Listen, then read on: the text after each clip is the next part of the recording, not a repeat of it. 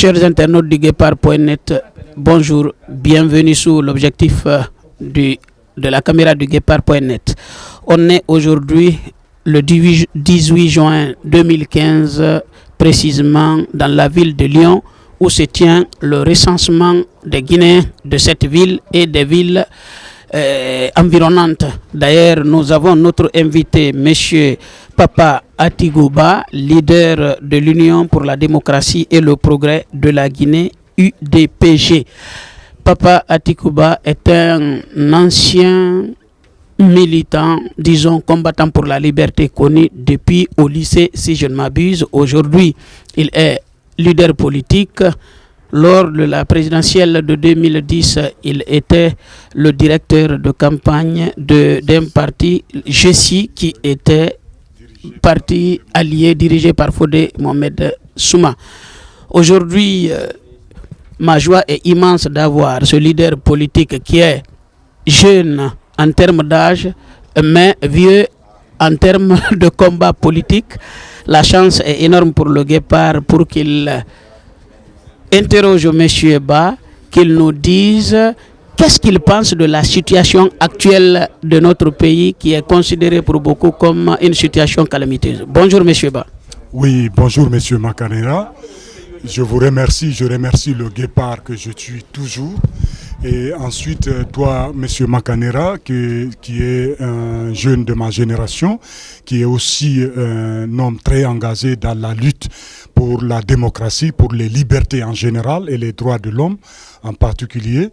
Je suis très content d'être là parmi vous et de vous dire mon avis sur la situation sociopolitique de la Guinée. Ce que je pense, c'est que j'estime qu'après plus de 20 ans de lutte permanente du peuple martyr de Guinée, qu'il serait temps que l'ensemble des acteurs politiques puissent enfin trouver une voie idoine qui nous permettrait de poser un pas qui rassurerait à la fois les Guinéens, les Africains et toute la communauté internationale vers le départ de notre pays qui envisage d'aller vers la terre promise. Et j'entends ici par terre promise, c'est une Guinée qui serait là sur le banc des nations dites civilisées. Une nation civilisée, dite civilisée, c'est une nation qui respecte les droits de l'homme. Une nation qui protège les libertés fondamentales, mais aussi une nation qui aspire à être parmi les pays émergents actuellement. Et comme notre pays est doté de toutes les richesses naturelles, elle est aussi dotée d'immenses ressources humaines, et je vois qu'un peu d'effort relatif à une volonté politique de l'ensemble des acteurs engagés pour valider et la consolidation de la démocratie en Guinée, on pourrait arriver et même devancer certains qui ont commencé bien avant nous. C'est ça ma vision de la Guinée et c'est ce que je souhaite et j'espère que de fil en aiguille, nous arriverons à ce consensus qui nous permettrait enfin de dire voilà, entendons-nous, retrouvons-nous, discutons autour d'une table, comprenons-nous, choisissons ce qui est meilleur pour la Guinée, favorisons la Guinée et non les personnes et poussons maintenant notre pays vers la liberté, vers l'indépendance totale, vers la démocratie absolue, mais aussi vers son développement économique et social. C'est entendu, M. Ba, l'état des lieux de la situation sociopolitique guinéenne est connu, mais on est en matière politique, la répétition n'est pas catastrophique. Nous avons fait l'état des lieux depuis très longtemps, mais je pense que les solutions aussi ont toujours été données. Mais les mêmes choses se répètent. Que pensez-vous être l'une des solutions pour notre pays aujourd'hui? Il est bon de critiquer, je critique très souvent, mais il faut aussi proposer des solutions. Parce que les critiques ne sont pas forcément des solutions, même si elles peuvent constituer le début de la solution. Parce que quand on sait que ça ne va pas, c'est là en ce moment qu'on commence à se dire comment faut-il faire pour que ça aille. Leader de parti politique que vous êtes, quelle est la solution de votre parti pour notre pays? Notre pays avait commencé et à prendre conscience de l'état de nécessité du changement politique en Guinée dès la prise du pouvoir par l'armée en 1984. L'armée proposait aux Guinéens de bâtir un état de droit, de rapporter les libertés confisquées, de provoquer l'émergence de la Guinée à travers une gestion efficace et saine de ses richesses naturelles en associant l'ensemble de ses ressources humaines. Et si vous vous souvenez, tout le monde était sorti dans la rue pour acclamer l'armée guinéenne. Mais c'est dans les années 90, ayant constaté que l'armée ne voulait pas entrer et respecter les engagements pris lors de la prise du pouvoir en 1984, que les jeunes de Guinée, à travers ses élèves et étudiants, ont décidé de s'engager dans la lutte politique, même clandestinement, pour rappeler à l'armée ses engagements pris en 1984. Et c'est là où est né le processus démocratique que nous connaissons actuellement. Et depuis les années 90, à nos jours, la Guinée a fait un grand pas vers son processus démocratique. Mais le problème que nous avons, même si critiqué des fois semble être excessif, nous avons un problème, c'est que les solutions qui sont proposées souvent ne sont pas acceptées. Et un pays qui ne respecte pas ses lois, un pays qui ne respecte pas son peuple, un pays qui ne respecte pas ses voix, un pays qui est prêt à aller de l'avant. Donc si la Guinée doit changer, tout le monde doit d'abord accepter, gouvernants, gouverner, tout le monde, de respecter nos lois et de respecter nos institutions. Et c'est en cela que nous allons enraciner notre démocratie dans la conscience collective de notre peuple. Je suis tout à fait d'accord avec vous. On ne peut pas parler de démocratie en dehors du respect des normes. Parce que la démocratie, c'est de faire ce qui est autorisé, ne pas faire ce qui est interdit. Ça, c'est sa définition la plus banale possible. Une vie en société exige obligatoirement le respect des normes. Nos intérêts ne se recoupent pas tout le temps. Je suis tout à fait d'accord avec vous sur ce point. Alors, d'abord, commençons par respecter nos normes. Cela s'adresse à tout le monde. Ce n'est pas qu'au pouvoir ou à l'opposition. Le respect des normes incombe également aux citoyens que je suis. Moi, d'abord, Makanera, je dois respecter les lois guinéennes et exiger leur respect aux autres aussi. C'est une sorte de contrat. Maintenant, je suis d'accord avec vous que l'un de nos problèmes réside dans le fait que les normes sont là seulement comme des meubles meublants. Dans les autres pays, on met des normes, nous aussi nous en mettons. Leur respect en pose problème. Papa Atikou, je vais vous poser une question en votre qualité de leader politique. Ça fait plusieurs années qu'on négocie en Guinée. Accord politique. Alors que ces négociations portent sur des domaines régis déjà par la loi. La loi primant les accords qui ne sont que des gentlemen agreements entre les partis politiques dont vous dirigez, qui ne sont que des associations, personnes morales de droit privé, est-ce que vous ne pensez pas qu'il faut privilégier le respect de la loi à ces accords politiques qui empiètent la loi? Je ne sais pas ce que vous en pensez. Si un accord veut empiéter la loi, on regarde qu'est-ce qui est supérieur. C'est-à-dire dans l'arsenal juridique, il y a la hiérarchie des règles de droit. Ça, vous le savez, vous êtes un juriste. Et on regarde toujours, par rapport aux actes posés, qu'est-ce qui est supérieur à l'autre. Et c'est comme ça qu'on organise une société en essayant de voir, à travers les juges, à travers les juridictions, à travers nos institutions, quel est l'acte qui est supérieur et quel est l'acte qui est inférieur. Et dans leur nature ou leur naissance, quel est celui qui est venu avant ou après. Et celui qui est venu après, qu'est-ce qu'il est venu apporter dans l'ancien? Est-ce qu'il vient remplacer ou il vient compléter un acte qui était là déjà posé? Donc moi je pense que nous avons des juristes, nous avons beaucoup de lois, nous avons des institutions et nous avons des textes et fondamentaux qui, si ils sont bien respectés, n'est-ce pas, il pourrait apporter beaucoup à notre peuple. Parce que légiférer tous les jours, alors que les textes qui sont là ne sont pas respectés, c'est toujours amener le peuple, n'est-ce pas, à rentrer dans une situation où il ne pourra pas s'en sortir. C'est ce qui a créé la confusion. Et le premier ennemi de la démocratie, c'est la confusion. Je suis tout à fait d'accord avec vous, Monsieur Ba. Les normes doivent être à leur place. Chaque norme a sa place. C'est pourquoi aujourd'hui, beaucoup de Guinéens, en tout cas certains juristes, vont dans ce sens. Des accords politiques n'ont rien à faire là où, en tout cas au niveau des questions déjà régies par la Constitution, par les lois organiques ou par les lois. Parce que les accords politiques ne sont que des gentlemen agreements, engagements d'honneur qui n'ont absolument aucune force coercitive, comme vous le savez mieux que moi.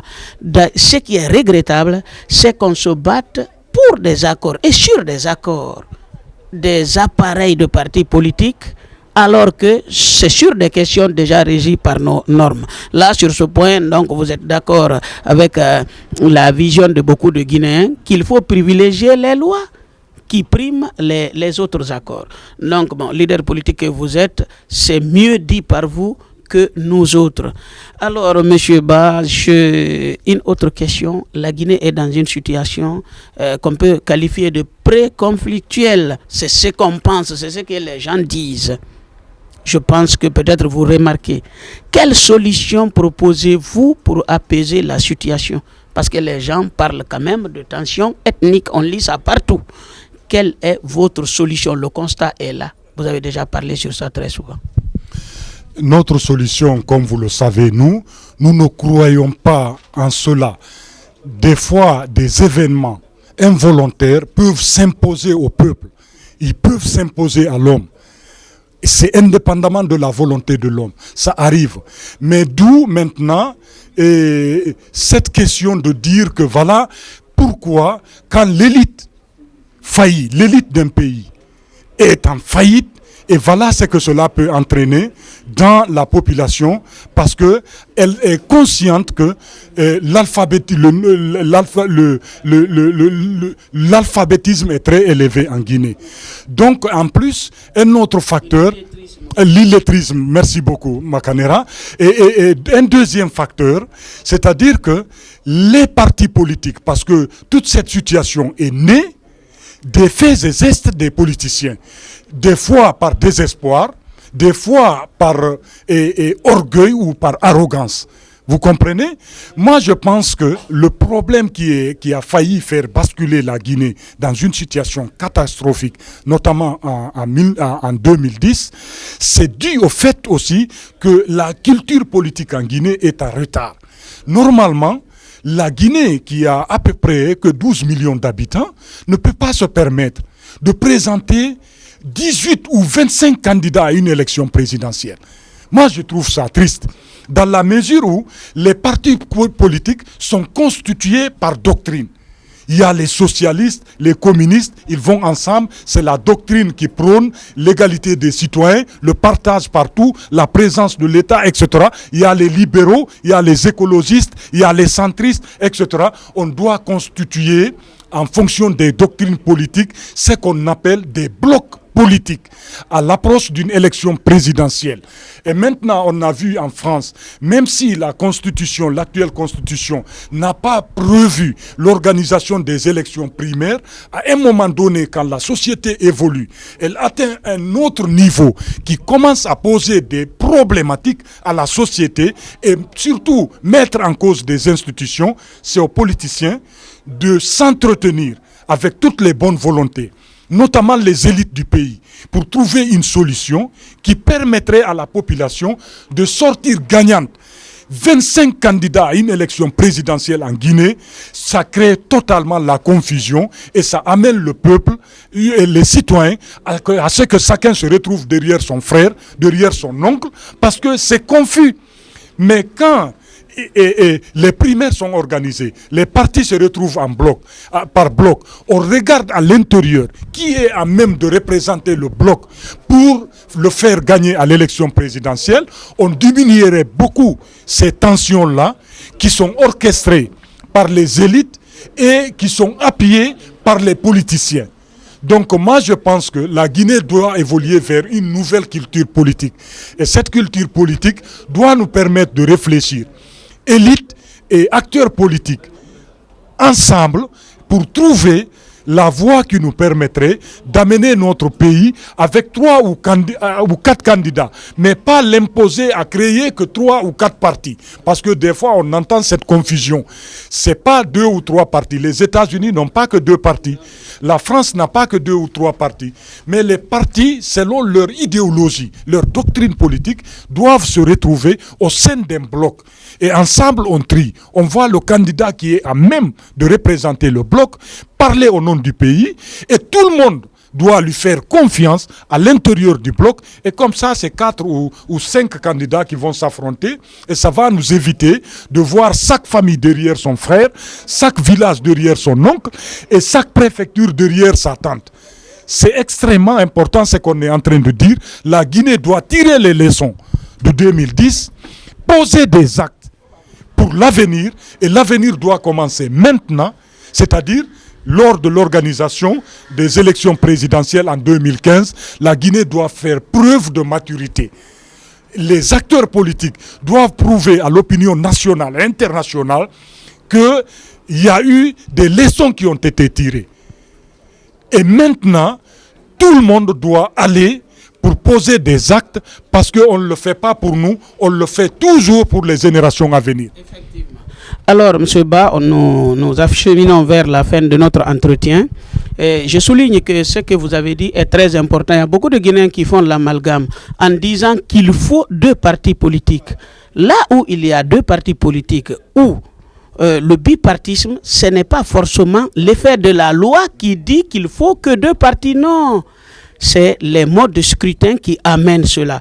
Parce que les partis politiques, on a dit au début, ce sont des associations. Il y a la liberté d'association qui est consacrée par la Constitution. Vous ne direz pas aux gens, vous ne pouvez pas vous associer. Vous ne pouvez pas leur dire, associez-vous forcément à tel ou tel parti. Je suis tout à fait d'accord avec vous.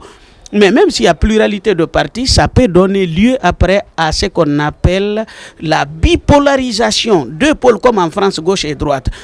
Maintenant, le Guépard.net a l'habitude de laisser le dernier mot à son invité. Vous allez dire ce que vous voulez. Alors, mon frère, quel est votre dernier mot vis-à-vis des Guinéens? Vous avez 1 minute pour ça. C'est remercier le peuple de Guinée. Parce que quand on voit tout ce qui s'est passé en Afrique, jusqu'à maintenant, depuis notre indépendance en 1958, on est toujours arrivé à un moment donné, quand une situation est créée, où elle tombe subitement sur le peuple de Guinée, il réagit et il privilégie la raison. Pas l'émotion, pas la passion. Et ça, je remercie le peuple de Guinée pour ça.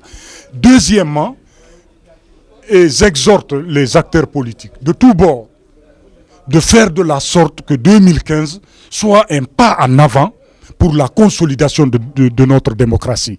Et enfin, je lance un appel à la jeune génération.